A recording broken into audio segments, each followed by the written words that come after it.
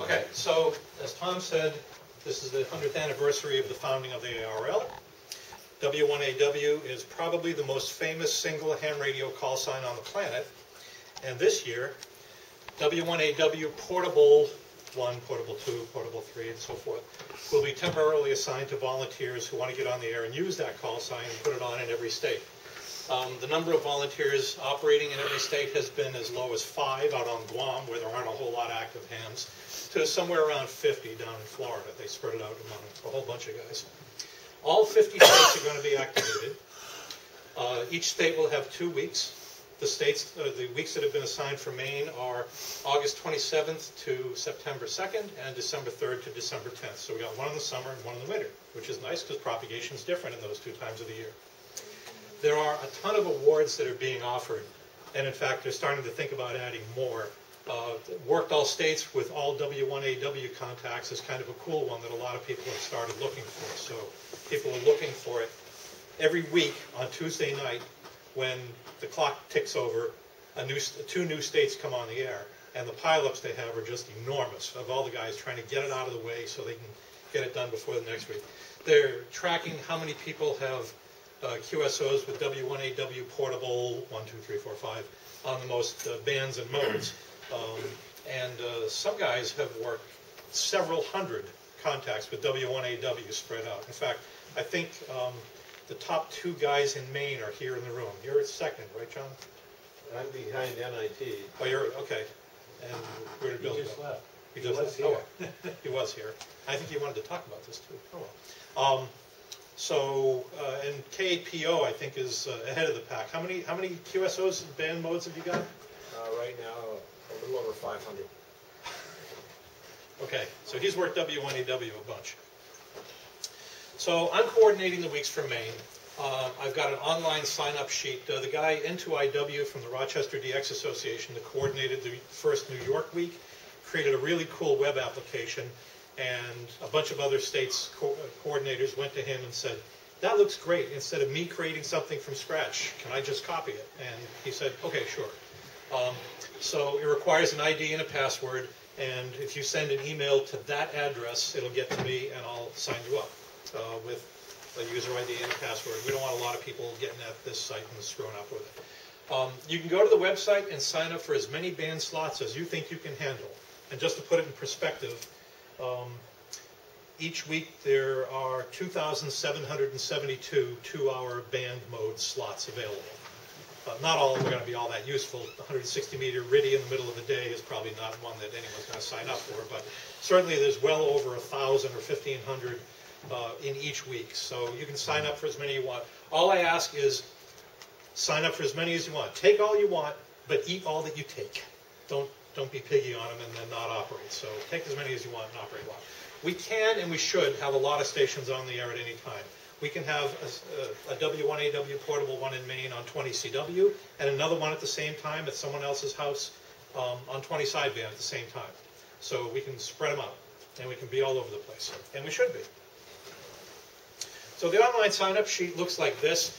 There's a button for each day, and when you bring this site up, once you've been logged into it, you can see that every one of these slots has a little button that says reserve. So you go to the one that you want. So N1LI, for example, decided he really wanted to operate at noontime on Wednesday in the middle of the week on 160-meter RTTY. So he just clicked on the reserve, and it came up, and it put his call sign. And he can change it later if he finds out that his wife has some plans for him and he can't make it. He can log back in and click cancel, and that opens that slot up for someone else to operate. So plenty of slots. As you can see, this is just 160 through 80-meter or through 40-meter RIDI, and only for the first day.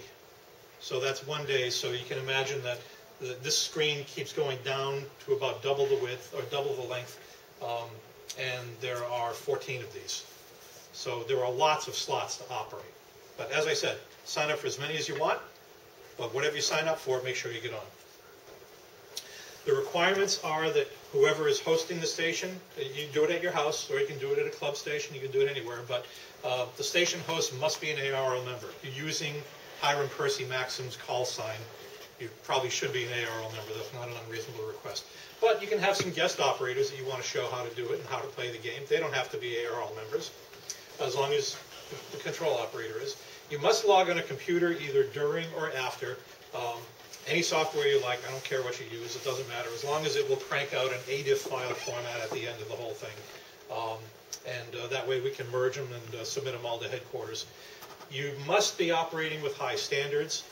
The stuff that Tom said about the FCC not being able to enforce if you start getting on with a lot of curse words, you're using the W1AW call sign, no curse words, okay? So you operate with the highest of high standards. Don't QRM on nets. Don't just plop on the frequency and say, well, here I am. I'm W1AW and you're not. Get off this frequency, I'm taking over. That's not very polite. So ask if the frequency is in use. If the pile-ups get real big and you have to start listening on a different frequency going split, make sure that your listening frequency is clear before, some poor guy who's trying to run a phone patch for a missionary in the jungle somewhere gets clobbered by 1,000 Europeans all trying to work you. The other requirement is you got to have fun. If you're not going to have fun doing it, if it's work, I don't want you to do it. Do something else. The good news about QSLs is you don't have to do those. The ARRL is going to take care of the QSLing. They're expecting over 2.5 million QSOs, and they will QSL every single one of them. But you don't have to fill out the cards. All you got to do is send the logs in. The logs, I do need the grid square and the county because a lot of people will apply this award towards their grid awards and counties and so forth. And you can just email the logs to me at w1awmaine@gmail.com, and I'll get them all, and I'll merge them and take care of, make sure they're all in the right format and get them into headquarters. Here's a warning. Some of these W1AW stations have generated huge pileups, de-expedition-sized pileups. The guy in Guam who just finished up, if you've worked N2NL portable KH2 in the last couple of years, he's been active from Guam for 4 years. He's a very active DXer. He's in every contest. He's been on all the bands. A lot of the times, people have never worked Guam on 80 or 160, for example. He's put a lot of effort into those bands. He's been really, really active for 4 years, and he's made about 40,000 QSOs. He made 10,000 last week as W1AW. So that's a whole year worth of contacts for a guy who's very, very active, and he did it in a week. He said at the beginning the pileups of Europeans calling him on CW were 3 kilohertz wide, and he couldn't get any call signs out of the middle of it. He had to nibble around the edges of the pileup to pull something through to get at least a couple of letters that he could use to thin the pileup out so he could hear one guy calling. That's the kind of bedlam that this has caused on the bands. So a lot of guys have had to go split. Most of the states are making between 40 and 60,000 QSOs in a week, so that's about 6,000 a day, which is a lot. N2NL averaged more than 150 QSOs per hour for every hour that he was on. So that's a lot of cranking. If you're not experienced in handling pileups, it's going to frustrate everyone. So let me give you an example. Let's say that you watch television and you watch a bicycle race and say, wow, that looks like fun. I've got a bike. Maybe, I'll go to this Tour de France thing. I'll, take my bike off to France and just sort of jump in with the boys. Well, what do you think's going to happen, right? On the first turn, you're probably going to get bumped by somebody. You're going to fall down and get all banged up. And then 500 other guys on bikes are going to trip over you. They're all going to get banged up. No one's going to have a good time. Everyone's going to get hurt. Same thing here. If you have not handled a pileup before and you get on a 20-meter sideband, and, during the peak time and say, CQ, this is W1AW, portable one in Maine, QRZ, and someone spots you on packet, the whole world's going to be calling you, and all you're going to hear is a big pile of mush, and you're going to be frustrated if you haven't done this before, if you can't pull a call sign up, because there's a bunch of guys calling, but you can't answer anyone because you can't hear them. All the guys calling you are going to be frustrated because every one of them wants to be the first one to work you, so they're going to keep calling and calling and calling and calling, and if you're not answering anybody, they're going to get frustrated. So it's no fun for anybody. If you're not very experienced in handling pilots, what you want to get in the game, what I would suggest is visit one of the experienced operators that's doing it and ask if you can come over. And most of the guys, I think, would be perfectly happy to welcome you to their shack and say, okay, here's how you play the game. Put on the second pair of headphones while I try to sort this massive pile up out. And you get a sense for the technique, and you get a sense for how it is, and then after a little while, they might say, okay, here, you try it for a little while. You've seen me do it, just like you do with field day with new operators. The operating guidelines, we want to stay in the general class band segments as much as we can because there are a lot of general class hams who are really looking forward to working W1AW for, in some cases, the first time. Give the signal report in the state. If the pileup's not too big, if you don't have 1,000 guys calling, tell them what your name is, maybe tell them what your home call is, just say hi, chat a little bit, and thank them for the contact. On the other hand, if you've got 1,000 guys calling, signal report state who's next. Just keep them moving because everybody out there wants to get through the pileup. If you go split, as I said, make sure your listening frequency is clear. The only band we're not going to be using is 60 meters. There are only 5 channels on 60 meters, and it's been decided that that's probably not a good idea to try putting some massive pileups on 5 channels. I don't even know how you do that. All the other bands are fair game. All the modes, we need digital operators, radio, PSK, those other bands, those other Pactor... VHF, absolutely. It's not a contest. We're not trying to beat the other states. But I was talking to Ivan on the phone a couple of weeks ago, and he was telling me about his experience chasing the W1AWs, and he said some of the states were pretty easy to find, guys with big signals, guys who were making contacts real fast, real easy to get through the pileups, no problem. Some of the states, boy, the guy who was operating had a weak signal. The pileup would keep calling. He'd come back and call CQ again because he couldn't copy anybody, and the pileup got bigger. And so it became a problem. So we're not formally competing. There's no score in this thing. But when it's all over, we want people to say, those guys in Maine, good operation. We don't want people saying, those guys in Maine, what an operation. So it's got to, see? So we want to be proud of what we put on here. We want to be easy to work on all the bands and modes, HF, VHF, the warp bands, satellite, digital, EME, blinking light off a lighthouse, whatever works, whatever you can make contacts with is pretty much fair game, except 60 meters. Flares, sure. Hey, someone wanted to know, who was it, K1G, you wanted to know, right? No, GUP's not here. He was here. K1GUP wants to know if it's okay to do 10 meter AM. Because the Wyoming guy did 10 meter AM and had a whole bunch of pileups of vintage AM guys calling. Sure, it's phone, why not? 10 FM. FM is good too, on any band. Well, any band where you can do FM. So sure, 10 FM is great, 6 meter FM is great. Knock yourself out. If you sign up for a phone time slot on a particular band, we don't care whether it's upper sideband, lower sideband, double sideband, triple sideband, AM, CW, AM, FM, any of those things. One thing that sort of fell out accidentally of this whole planning process is that we're going to be the last state to be activated, which means everybody who's chasing working W1AW in every state will have all 49, and when we get on, we will be number 50 for them. Yeah. So I anticipate there will be a lot of demand, and I also anticipate that we're going to make a lot of people happy, and a lot of them are going to give us thanks for being my 50th state.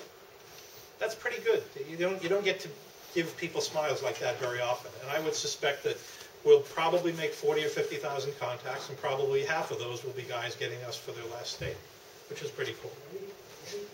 So how to sign up? Again, yeah. Got a question. Yes, sir. Why are we last? That's just the way the scheduling worked out. We have the highest tax rate. You're on twice. There's going to be. Reminded. We do have it twice. So if you think the first week is going to be too much bedlam and you don't want to participate, and you'd rather wait till things cool down a little bit, take the slot in December. Sorry. I'm going to take my phone out. There you go. So again, this is the third time I've mentioned this email address right there. W1AW Maine. That's pretty easy to remember. @ gmail.com. Well, a lot of people have Gmail addresses, so it's pretty lowest common denominator.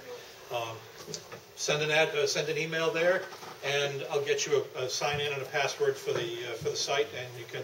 I haven't decided when I'm going to open it all up. I want to give everyone their passwords at the same time, so that no one gets sort of advance notice and signs up all the good slots or what they think will be the good slots, before anyone else has a shot at it. So you probably all get your passwords at the same time, and I'll probably do it May 1st or something like that. Maybe right after Deerfield. These are guys that I've already been in contact with one way or another, and who have expressed interest in operating. If your call's not on this list, sorry, contact me at W1AWMaine@gmail.com, and I'll get you in the log, and I'll get you signed up. You can invite guest operators. If you are a little bit shy about it, if you say, boy, this thing about big pileups calling, it's kind of scared me off, that's okay. Send me an email and say, listen, I'd like to play in the game, but I haven't done this very much, so I'd like to learn. Can you pair me up with someone who can kind of teach me how to do it? Sure, we'll take care of that. I also set up a website. I'm not sure how much I'll use it, but W1AWMaine.webs.com. It's a free thing to generate websites. I'm not an HTML guy, so I use this one and cheat a little bit because you can build a site pretty quickly. But that's where I'll start putting news out, and if I get email addresses from a lot of people, I'll set up an email list, and we can have some discussions about what's working and what's not working. What's the main website the very beginning? Or is that the one you're telling us to? The big long one. I'll send it out. You'll send it out when people sign up. Right. Okay. That one will be easy to find then. Right now it's a little complicated. It's n2iw.net/. No, that's all right. I can't remember. So, but if you send an email there, I'll get it to you by email, which is a lot easier than me telling you now, even if I could. Question. So if we aren't